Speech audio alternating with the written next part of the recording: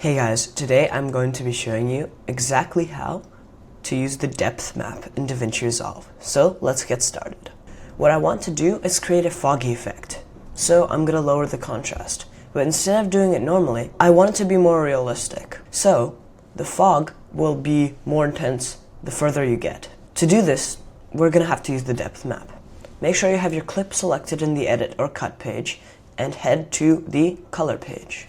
So you might or might not have a grade. If you don't worry about it. If you do, add on to it.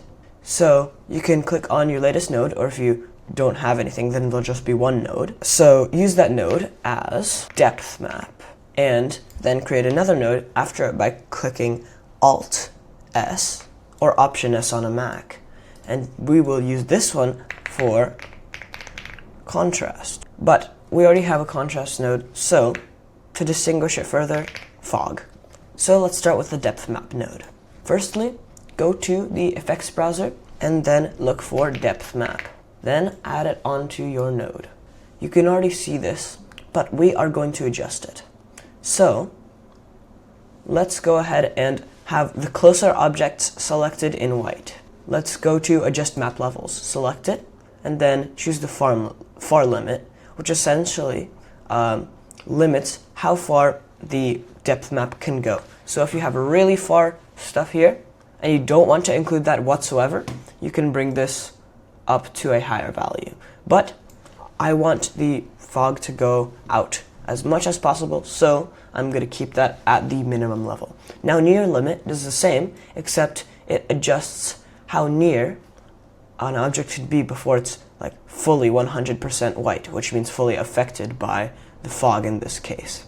I am going to bring that up a little bit because I don't have anything very near. So here we go.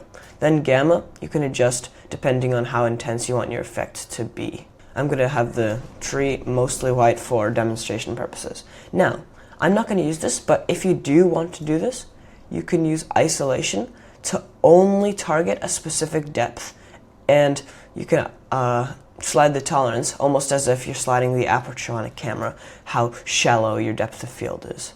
Then softness, it just softens the edges, and but also the z-axis. I'm not going to use that though. Now, post-processing allows you to get finer edges, which actually I will do because I want to get the trees here, so I'm going to turn that up to the absolute maximum. You can contract and expand it if you really need to, but I recommend leaving that setting default and blur it if you want to have the effect to be a bit more soft and subtle. I'm going to do that.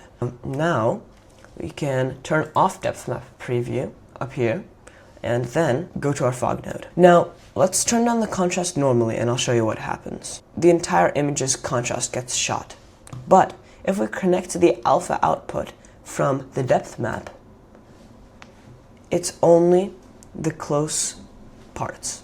But we want it to be the far parts, so let's invert our selection. Now, it's only the far parts. As you can see, the image looks extremely foggy, and if that's what you're going for, sure. But I'd like my effect to be a bit more subtle, so I'll turn up the contrast a little bit here.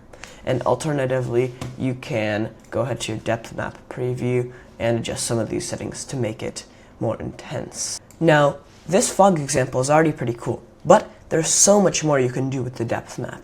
You can add artificial depth of field, any color in the background, specific grading, anything you want. The possibilities are endless. So, enjoy using the depth map, and I hope this video helped out. Thank you for watching, and I'll see you in the next video. Bye!